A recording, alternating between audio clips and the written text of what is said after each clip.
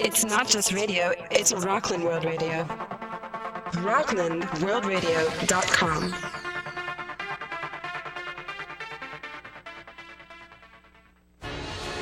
Welcome to Sober University, your next step to successful recovery, with Cheryl Adler, who says if you are going to crave anything, crave living life to the fullest. Maximize all you have and squander nothing. This program provides information to help you get your physical, mental, and spiritual house in order. And now, the host of Sober University, Cheryl Adler. Good evening, Rockland World Radio listeners. It's so good to be here. I have a very special guest with me tonight.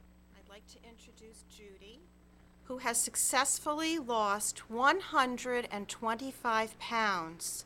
And she is here to share her remarkable story of how she overcame food addiction and her tenacious journey to weight loss, wellness, and positive self-image. Congratulations, Judy. We're very close to your one-year anniversary, and we're here to celebrate you. Thank you, Cheryl. So we would like to invite our listeners, if you would like to join our chat room or call us at 845-353-2910 or rocklandworldradio.com to join us in the chat room if you have any questions or comments for Judy, who has taken this remarkable journey and has gone through a very significant transformation. The transformation is something that she will share very specifically with us. So Judy, like so many people with food addictions, primarily to carbohydrates, which do cause an immense craving for more and more and more, can you tell us when your struggle with food addiction actually began? From the time I was 9, I was told I was a fat kid. By the time I was 11, I was put on many different diets. Then at 15, I was sent to fat camp. Wow, that had to be really horrible. Just the name of the camp itself is so derogatory to think that you're among people who are all there feeling really horrible about themselves. Yeah, the idea of being fat became my identity and affected me through my entire life. I became very self-conscious of my own self-image. And you walked around feeling inside a very bad self-image because of this whole idea that you were fat. That's correct. And would you be able to share with the audience maybe how many sizes you've changed from the very beginning of this remarkable journey to the present time? I've come down 10 sizes. Wow, that is just incredible. I've come down. I started at a size 22, 24. I'm now a 12, 14. Congratulations. Thank you very much. A round of applause for Judy. This is really great. Really, really amazing that Judy is celebrating her one-year anniversary, and she's sharing it here with us, which I feel very, very honored to have you here to celebrate this momentous occasion. Thank you very much. So you also participated in perhaps in the beginning a very unconscious behavior, or maybe as time went on it became more aware to you that your eating habits were not just sitting at a table with others, but that you began to do some very particular rituals about your eating. Yes, yes, I did. I was a secret eater. I ate behind closed doors. I ate in my car, became a car eater. I would go to fast food restaurants, eat the food, dispose of the evidence, and then go on with my day.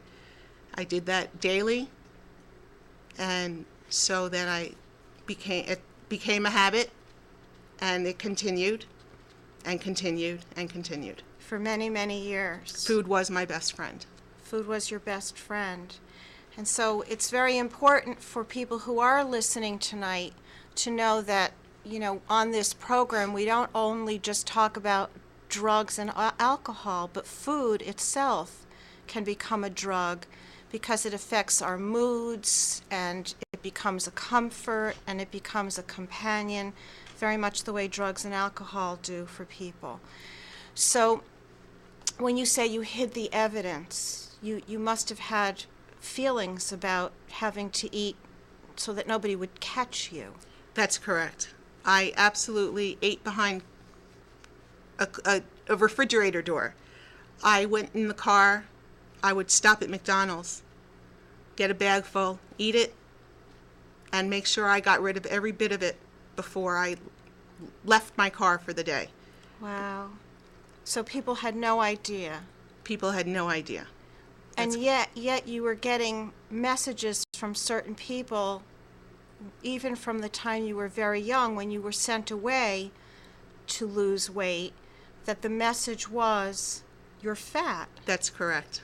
I've been told I've been fat since I'm a little girl. And so I think part of the equation of being told this kind of a message is maybe you're not lovable or you're not wanted because you're not fitting a particular expectation. I could never do anything right based on who I had become and who I was. And I basically was told that I couldn't do anything right. That's an impossible place to be in life. Especially at such a young age. Yes, so you were caught in a no-win situation. That's correct. A very tough place to be, for sure. Mm-hmm. And so one of the things that happened as a result of being in this terrible place of believing so little of yourself and feeling fat and looking in the mirror and only seeing what people were telling you and not really connecting to all the goodness in your heart and all the love inside of you, I know that you embarked on many diets in the quest to lose weight. Can you share with our listeners what that was like for you? I've been on many different programs to lose weight.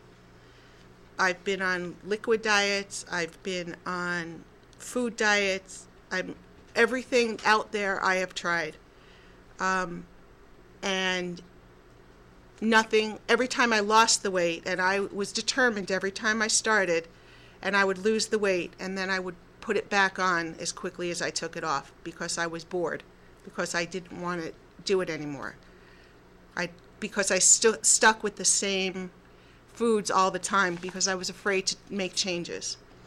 So the food choices absolutely helped me in the quest to lose the weight.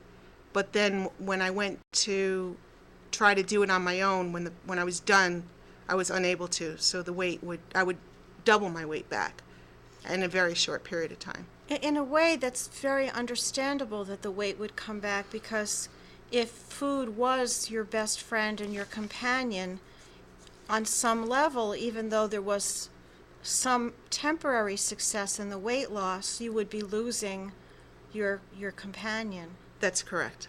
So in some ways, putting the weight back on makes complete sense that it would. It did. Well, I guess it did make sense in the moment. But it also had to be so frustrating, this yo-yo effect of saying, okay, I'm going to do this diet. I'm so zealous and I'm so determined and I'm going to really do it this time. And then you would really immerse yourself in it. And then, like you say, you would get bored. It didn't take me long to not get bored with it. I would work on it for a month, and I would lose relatively quickly, and I would stop. Okay, so then you would go back, and then when you went back, I would imagine you had some emotions about having the weight put back on you. It was very difficult. Because the weight would come back so quickly, Mm-hmm. I would have to work extra hard the second time and the third time. Each time I would approach a new program, I would have to work. It would be too difficult for me. And this went on for decades. Decades, correct. Even though we know you're very young, it still took decades. It did, because I've did. been doing it for so long. Yes, exactly right. So you went through the frustration, you went through the yo-yo effect of the ups and the downs, and it had to be very disappointing and frustrating for you. Yes, it was. And can you share with our listeners how the carbohydrates affected you? The carbohydrates are poison to my body. At the current time, I don't eat the white carbs at all. They absolutely destroy me. I could eat them in the moment and enjoy them, and within a matter of time, I would be very comfortable, and I'd go back for more. But I have found that in the moment it was wonderful, but it absolutely was a weight gainer. It was a weight gainer, and it also did something to your moods. It absolutely put me in horrible moods. You know, after I realized what I had done, the carbs absolutely just played with my head. Yes.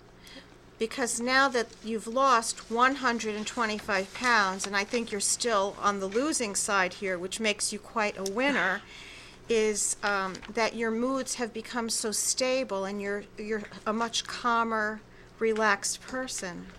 Indeed, I am much calmer. I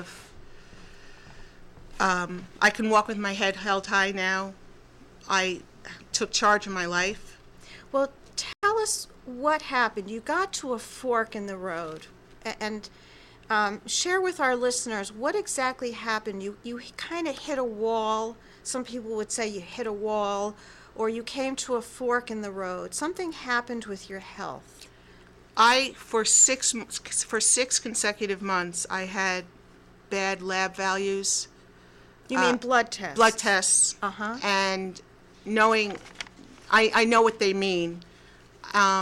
It did affect my health. I got scared. Uh-huh. I got very frightened by it. So I decided for myself that it was time to do something about it. I wasn't ready to throw in my own towel. That is remarkable. So you actually had a wake-up call. You kept getting these very frightening lab results back. And so instead of denying them, which some people would do, like, oh, that's not really happening, or maybe it's a mistake, or it's not so terrible, you took those lab results very seriously. They were very true.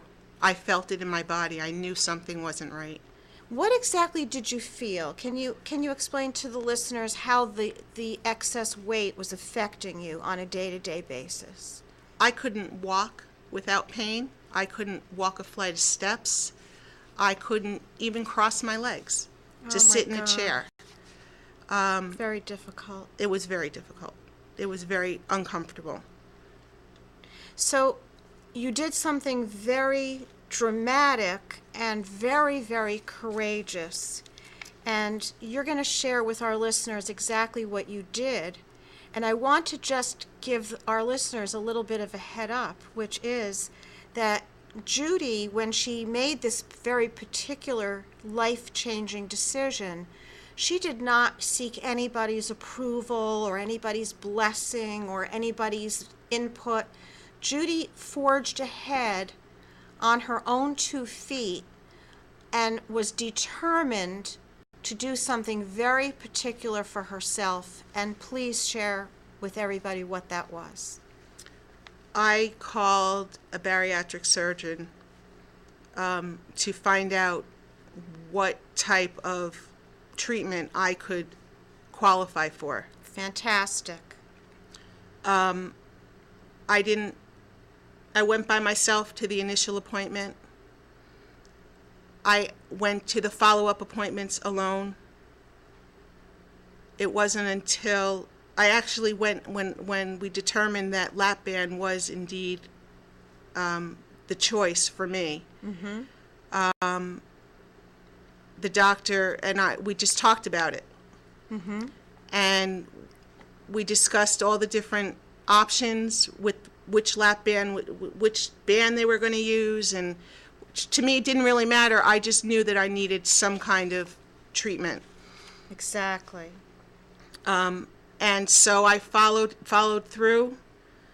I contacted the insurance companies. I did everything I needed to do to make sure that my procedure was going to be covered the way it needed to be so I can have this done.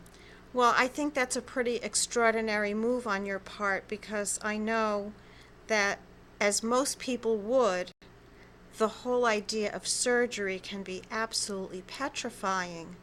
And here you were facing a surgery, although a very state-of-the-art surgery with as little cutting as possible. You still had to have general anesthesia, you still had to go through a recovery period, and yet there was nothing stopping you. You were a very unstoppable woman.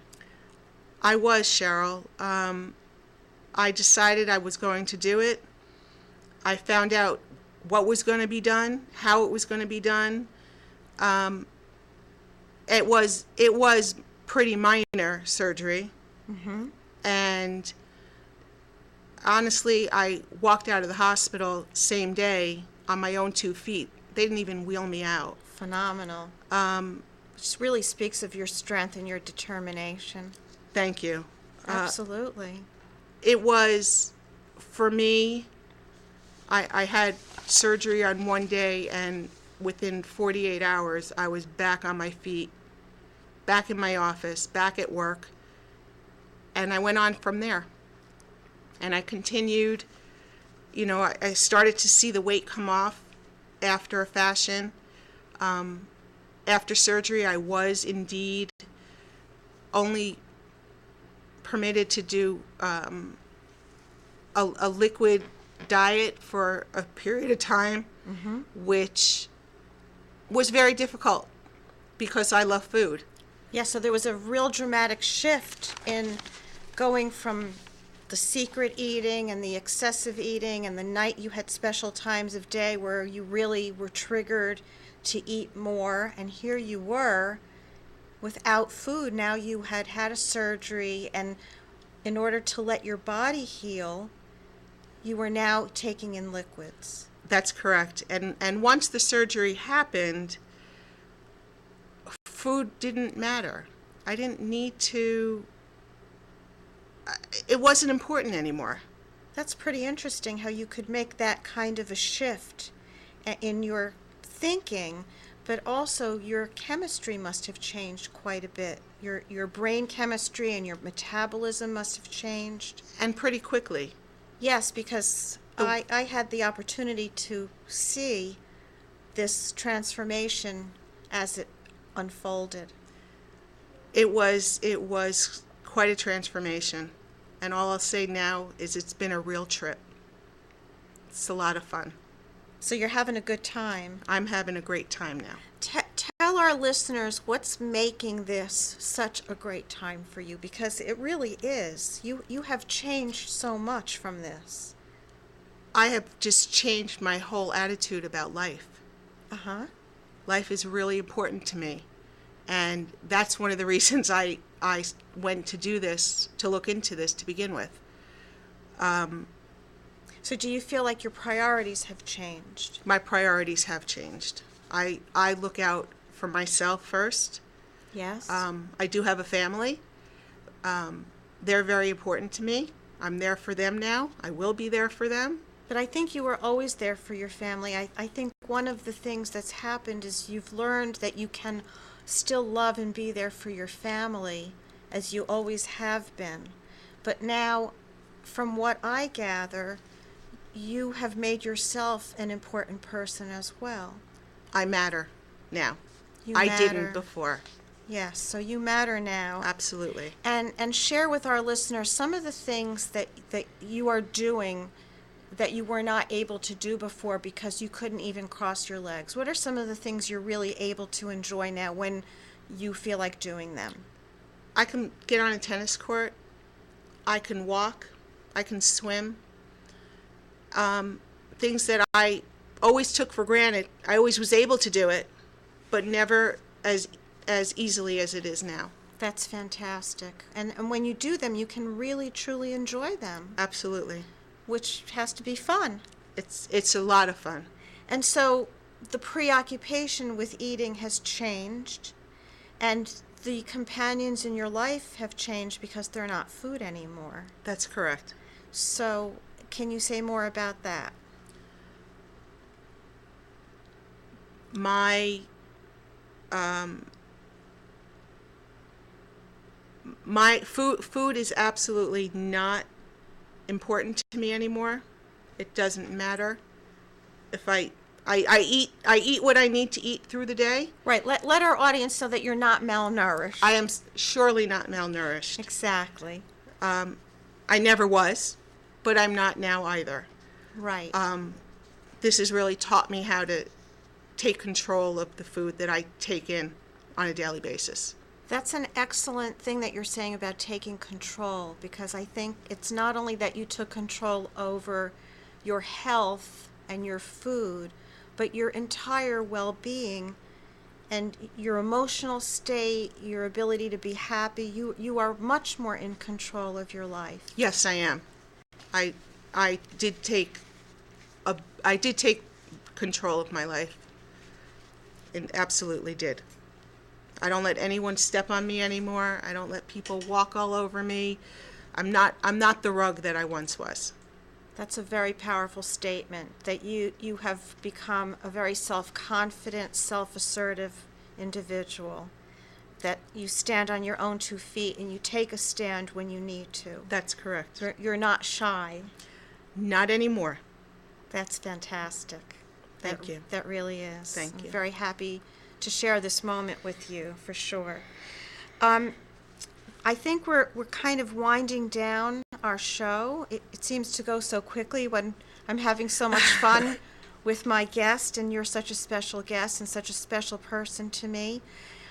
Do you have any other thoughts that you would like to share with our audience about food addiction, about what would you tell somebody who might be listening, who's saying, oh my God, I don't know if I could do what this woman had the courage to do. She really went out there and took action. I will say that if you're determined, you can do anything. That's a wonderful message. And I would like to just have you say that one more time so people can really latch on to that very powerful message. If you're determined, you can do anything. That's right. That's right. And never forget that.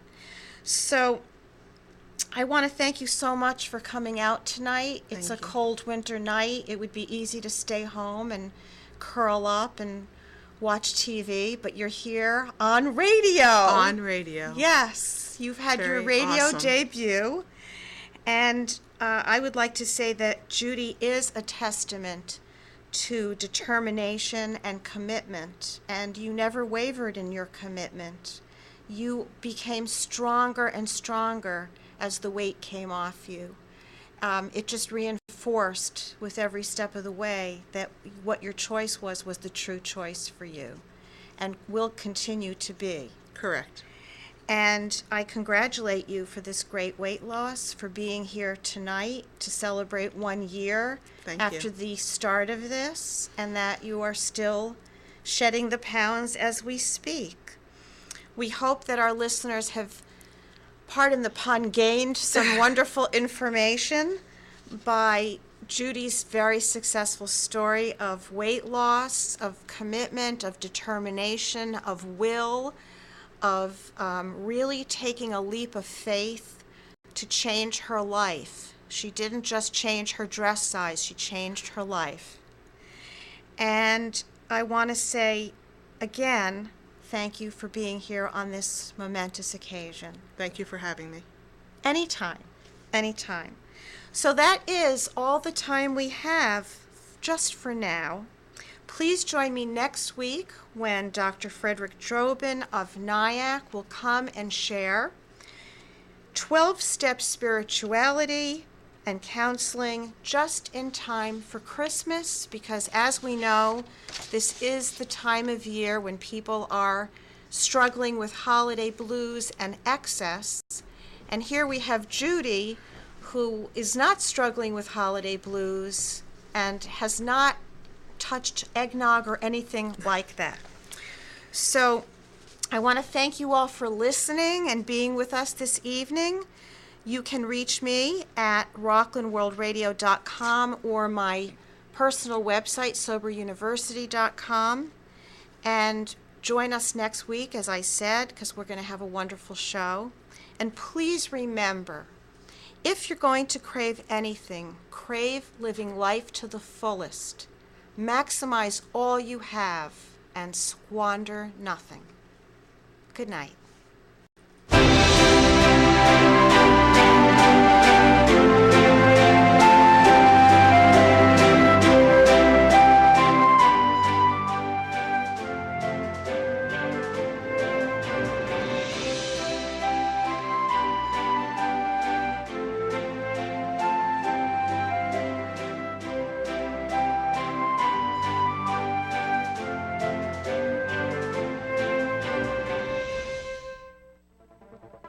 It's not just radio, it's Rockland World Radio.